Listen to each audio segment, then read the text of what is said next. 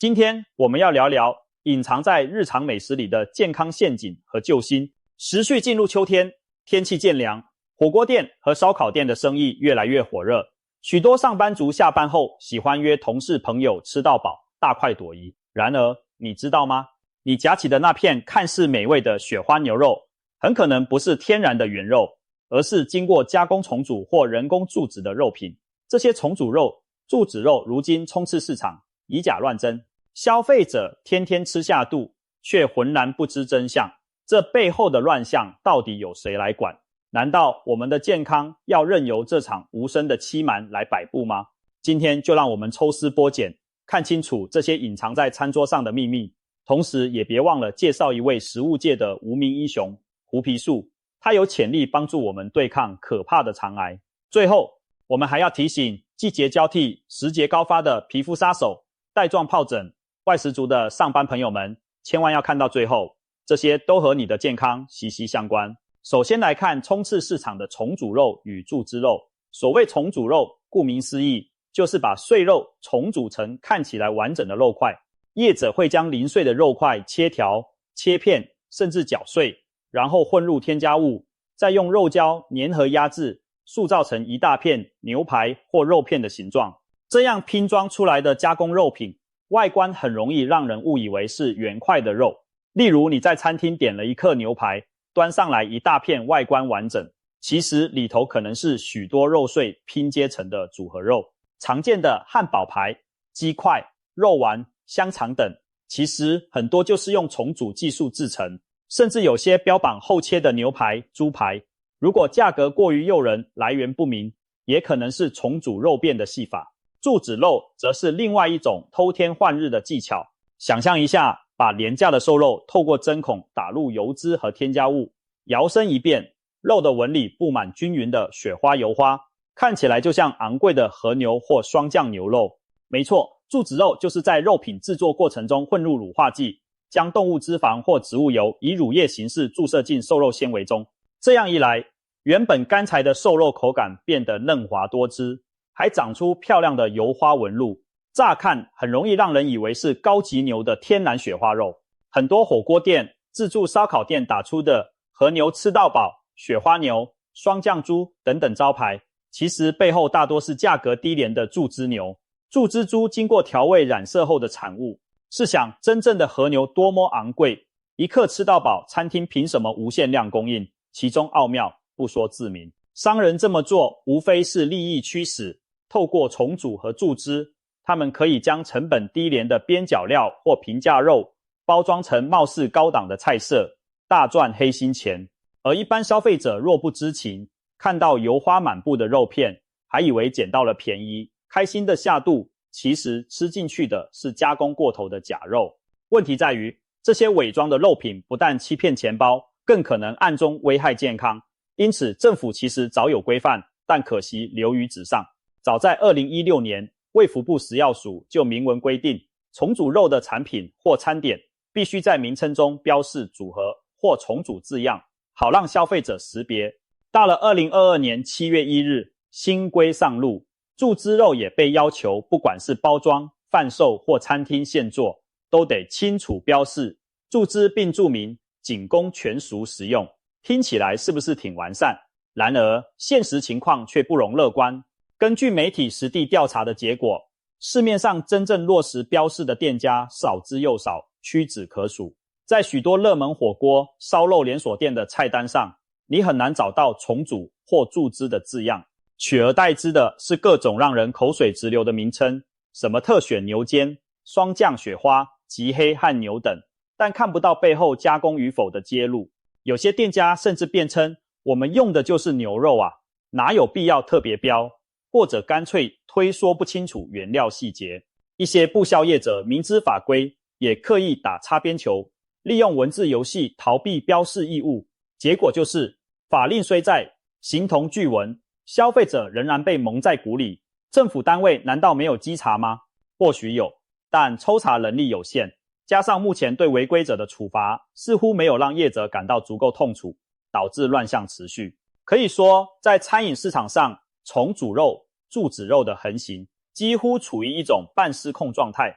外食族每天走进餐馆，极有可能就被动吃下这些变造肉品，长期下来健康风险谁来承担？讲到这里，你也许会想，重组肉也好，注子肉也罢，再怎么说也是肉，吃了顶多营养差一点，真的有这么可怕吗？问题就在于，这类加工肉品中额外加入的物质对人体并不友善。首先是磷酸盐，重组肉为了把碎肉粘合成型，通常会使用磷酸盐类做粘着剂和保水剂。注子肉在注入脂肪时，也常混有磷酸盐等添加物来让油水融合。一块重组牛排里头的磷含量往往高得惊人。磷是人体必要的矿物质，但过犹不及，长期摄取过量磷会打乱人体的磷钙平衡，可能引发心血管疾病风险增加。而对肾功能不佳的人来说，磷更是危险的负担，因为肾脏是负责排出体内多余磷的器官。慢性肾病患者若天天吃高磷的重组肉，血液里的磷累积可能导致高磷血症，进而伤害心脏和骨骼。洗肾患者由于肾脏几乎无法工作，更是绝对禁止碰重组肉，否则等于慢性中毒。有肾友苦笑说，重组肉对他们来讲就是毒药牛排。再看注子肉的健康隐忧，注入的脂肪让瘦肉变香，但也大幅提高了肉品的油脂含量。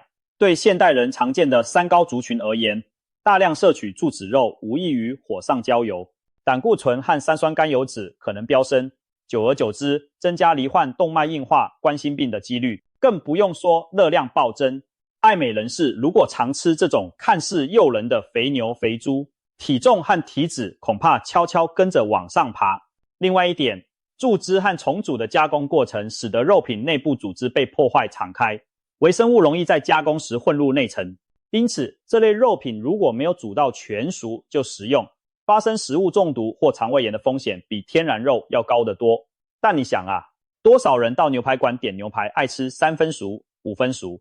如果店家没告知那块肉其实是注脂加工过，食客还真不知道其实应该要全熟才安全。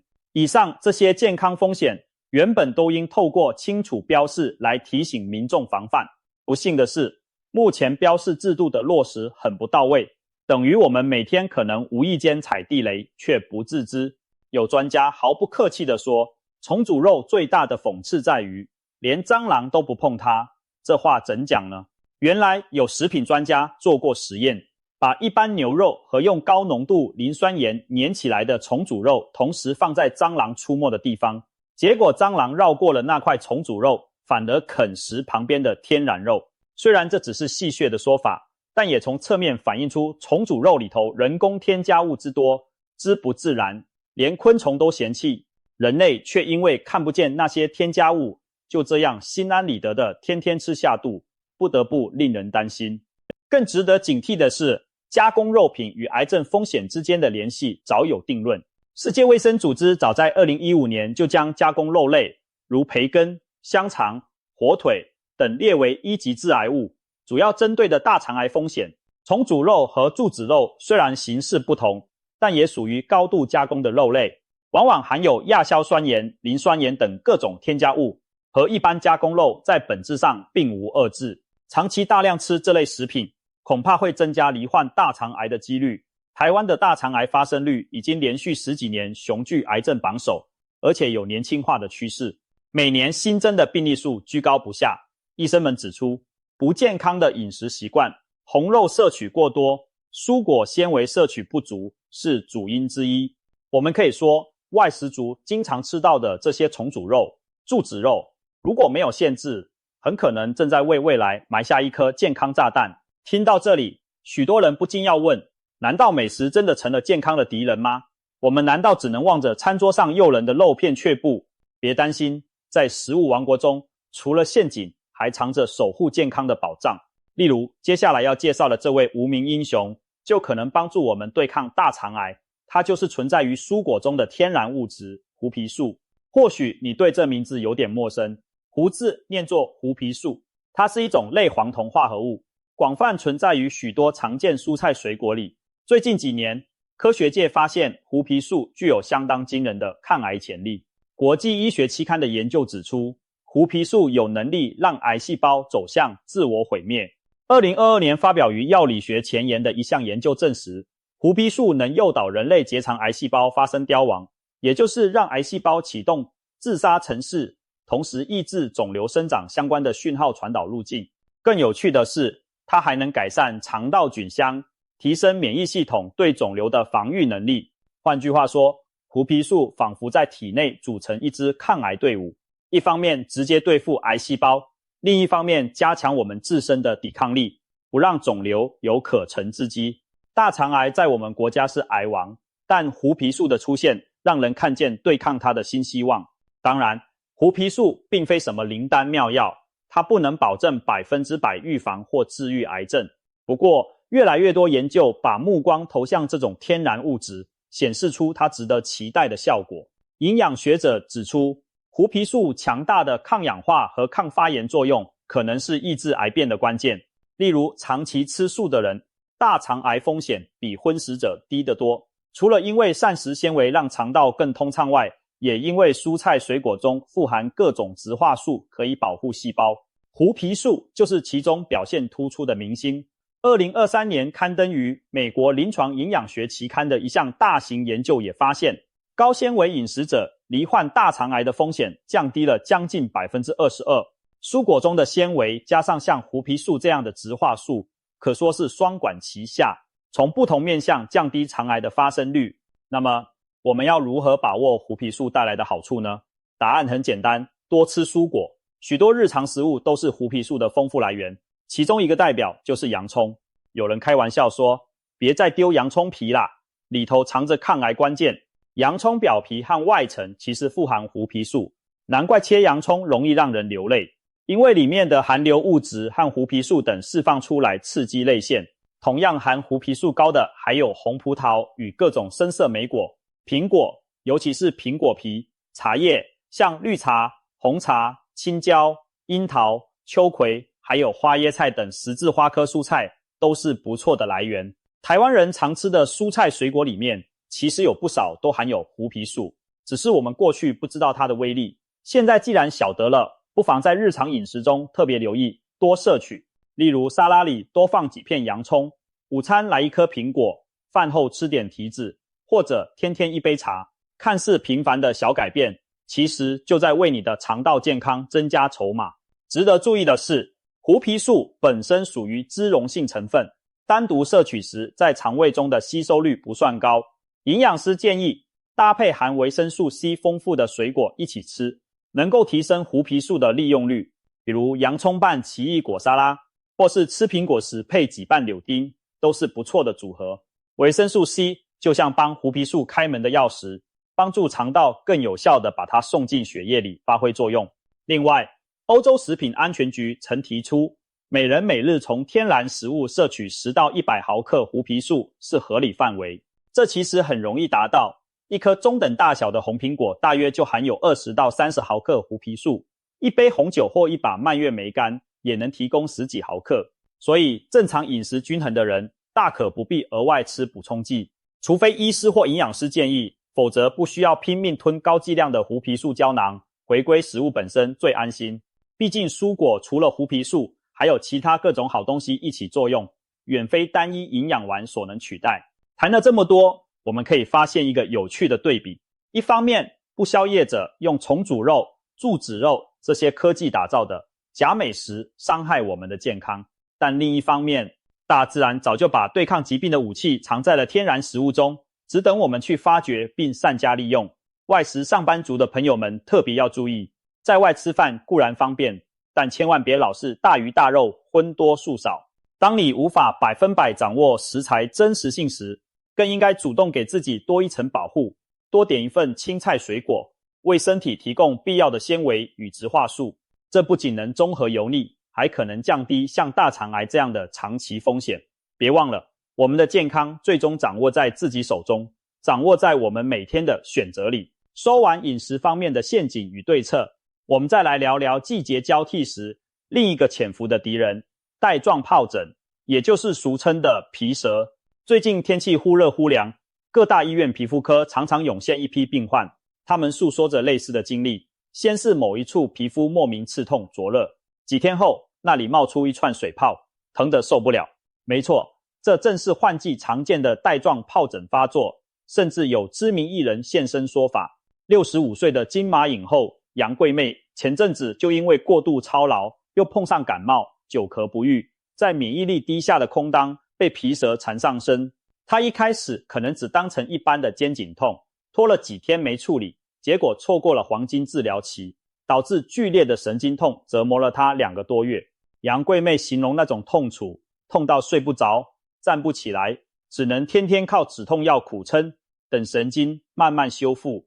试想，一个平日看起来硬朗的影后，都被这区区皮蛇折腾到如此地步，可见带状疱疹绝不是小毛病，而是一条潜伏体内的毒蛇，一旦窜出来，后果非常折磨人。什么是带状疱疹呢？其实很多人小时候都得过水痘，对吧？带状疱疹的元凶正是引起水痘的带状疱疹病毒。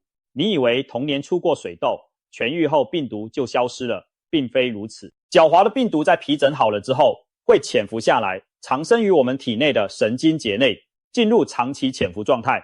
平时我们的免疫系统够强，它就不敢轻举妄动，老老实实潜伏着。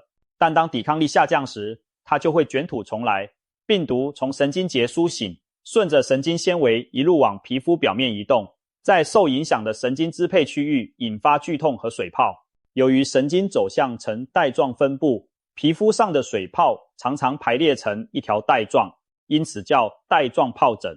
民间形象的称为皮蛇。带状疱疹最常发生在躯干一侧，绕着身体半圈，好像一条蛇盘在腰间、胸口或者背部。但其实人体任何有神经的部位都可能中招，包括脸部。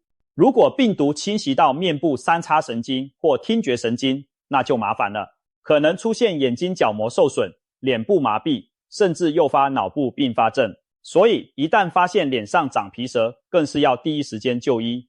一般来说，初期征兆除了局部疼痛外，还可能伴随倦怠、低烧，这时皮肤上还没长东西，很容易被误以为是肌肉拉伤或感冒。等到神经分布的皮肤开始出现红疹水泡，诊断就明确了。水泡通常只局限在身体单侧，不会跨越中线，这也是一个典型特征。如果出现这种单侧成串水泡加剧烈神经痛的情况，就8、9不离10是带状疱疹在作怪。得了带状疱疹，很多人最关心2件事：有多痛，会不会好。很遗憾，痛楚程度因人而异，但许多过来人都形容那是钻心刺骨的痛，仿佛火烧电击般，一碰就痛，不碰也隐隐作痛。有些人夜里痛得无法入眠，情绪也因此受到影响。至于会不会好，大多数人皮肤的水泡疹子在2到4周内会结痂愈合，但真正令人害怕的是，所谓带状疱疹后神经痛，这指的是即使皮肤伤口好了，疼痛依然持续，可能拖几个月甚至几年，在老年患者中相当常见。尤其延误治疗的病例，神经痛后遗症更难缠。杨贵媚就是一个例子，她因为错过了治疗黄金期，硬生生多忍受了2个月的神经痛。如果患者年纪更大，或疼痛位置在脸部、头部，没有及时治疗，这痛可能缠身更久，严重降低生活品质。所以抓住治疗时机非常关键。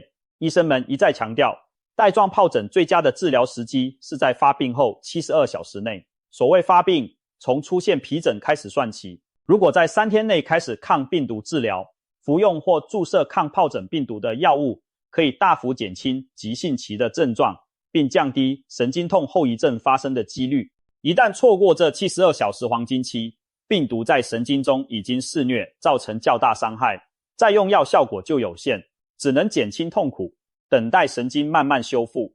因此，假如您或家人不幸出现疑似皮蛇的症状，一刻都不要拖延，尽快就医。很多人因为一开始没长水泡，只是觉得痛就扛着，或者自行擦药，以为忍就过去，结果延误诊治。千万记住，带状疱疹不会自己好得快，早治疗才能早痊愈。当然，更理想的是预防胜于治疗。要预防带状疱疹，核心就在于维持强健的免疫力，不给病毒可乘之机。季节交替时节，气温忽高忽低，正是免疫系统面临挑战的时候。我们常发现天气一变冷，周围感冒的人变多，其实带状疱疹的患者也在增加。医师指出，尤其是50岁以上的族群，随着年龄增长，免疫功能逐渐下降，带状疱疹的发病率明显升高。因此，官方和医疗界都建议50岁以上的成人可以考虑接种带状疱疹疫苗。目前有研发多年的减毒活疫苗，还有近年问世效果更佳的重组亚单位疫苗，都能有效降低发病风险和减轻症状。很多长辈接种过后，日后即使有带状疱疹，病毒再活化，也多半只有轻微症状，不至于出现剧痛缠身的情况。除了年龄之外，高风险族群还包括患有慢性病的人，像糖尿病、慢性肾病、慢性阻塞性肺病等正在接受癌症治疗或免疫抑制治疗的人，以及生活压力大、经常熬夜的人等等。这些朋友更要严加防范皮蛇找上门。那么，平常我们可以怎么做来避免招惹皮蛇呢？其实方法很朴素，就是老生常谈的几点。第一，规律作息，减压防劳。充足的睡眠和适当的休息是免疫系统修复的最佳良方。再忙也要记得让身体电池充电，不要长期透支体力。工作压力大时，要学会疏解情绪，必要时寻求运动或兴趣爱好来调剂，避免让压力压垮了免疫力。第二，均衡饮食，营养充足。听起来又回到老话题了，不是吗？没错，健康的饮食不仅防癌，也能强健免疫，防止病毒趁虚而入。前面说过，外食族容易摄取过多肉类、油脂、蔬菜、水果却不足，这不仅影响肠道健康，也可能让身体缺乏某些维生素、植化素，间接削弱免疫防御。要预防带状疱疹，我们平时就该注意营养均衡，不挑食、偏食，比如多吃深绿色蔬菜和富含维生素 C 的水果，因为维生素 C 对免疫细胞功能很重要，蛋白质也要适量摄取。免疫系统的运作需要充足的蛋白原料，但尽量选择优质蛋白，如鱼肉、豆制品，而非加工肉类。第三，保持适度运动，每周至少几天进行中等强度运动，如快走、慢跑或游泳，每周累计150分钟以上。规律运动能促进新陈代谢，减缓老化，也被证实有助提升免疫功能。身体强壮了，病毒想卷土重来也难。最后，不得不再强调一下疫苗的价值。如果您或家中长辈符合接种条件，不妨咨询医师，考虑提早接种带状疱疹疫苗。有些人担心疫苗有副作用，其实相对起来，疫苗可能带来的1-2天轻微不适，远远比不上真的得带状疱疹时那种苦不堪言。尤其50岁以上的人，几乎体内都潜伏着带状疱疹病毒，与其日后被它偷袭，不如先用疫苗武装好免疫大军，让病毒无法轻举妄动。现代医学让我们有预防疾病的手段，可千万别不好意思开口。为了自己的健康，未雨绸缪总是值得的。说了这么多，让我们把视角拉回每一个忙碌的日常。身为一个外食上班族，其实就像在健康的钢索上走平衡木，一边是食品安全的陷阱，一边是生活压力的挑战。但别忘了，在我们身旁也有许多健康的守护者。超市里的新鲜蔬果，餐桌上的清蒸鱼和烫青菜，每天晚上多睡的那1小时，周末公园里的一场慢跑，这些看似平凡的选择，都在悄悄筑起防护网。当然，更需要相关单位和业者负起责任来，管好市场乱象，给消费者透明、安全的饮食环境。不过在那之前，我们每个人也可以先做自己健康的第一守门人。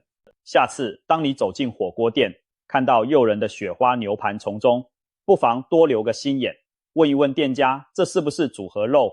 夹菜时也别只顾着肥牛肥猪，多捞把青菜豆腐平衡一下。